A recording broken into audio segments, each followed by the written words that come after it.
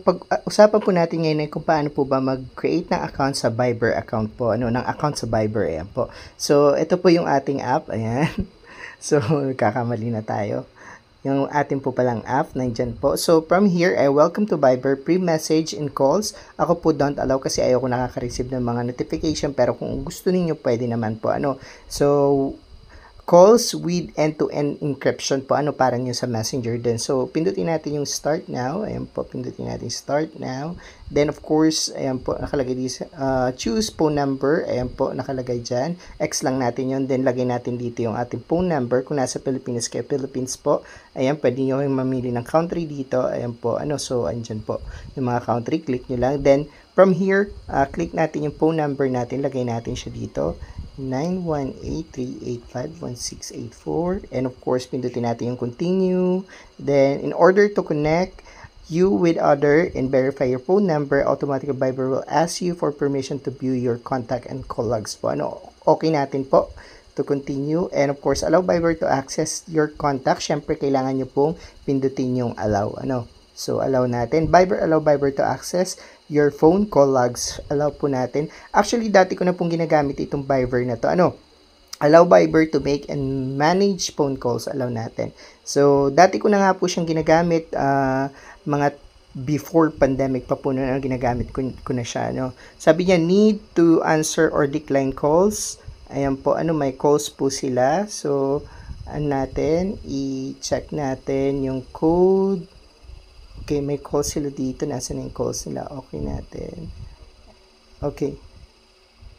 Viber activating. Ayun po, nag-activate na po siya. So, kailangan nyo lang pong i-decline or i-answer yung calls po nila. So, ganyan po ang mangyayari. So, pwede na po tayo mag-add ng profile picture natin dito. Of course, ayan, pwede tayo mag-add ng birthday.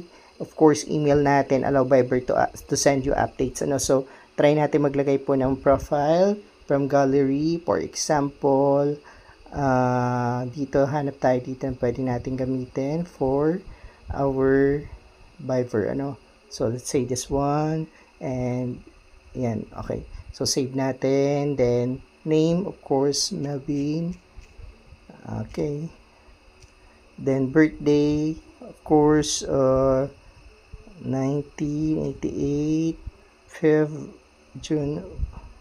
Hanapin natin dito, click nyo lang po ito, itong arrow, ayan po, October, November, ayan po, tapos 8, pindutin natin yung 8, kung nasa November na, then okay natin, then pindutin natin yung allow Viber to send you updates, pwede po natin i-allow, pwedeng hindi, ayan po, so pindutin natin yung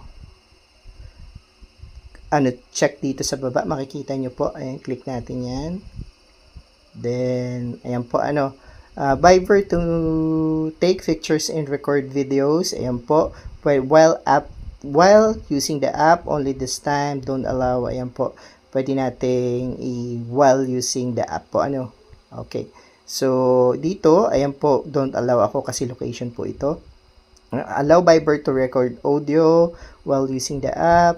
Allow Viber to access your photos and video device. Allow limited access. Allow all. Okay.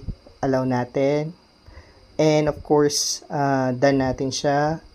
Ayan, turn introducing caller ID, identify unknown caller, detective spam, turn on na maybe later po. So ayan po, may Viber account na po tayo, and check natin itong more kung anong meron dito. So ito na po yung account natin.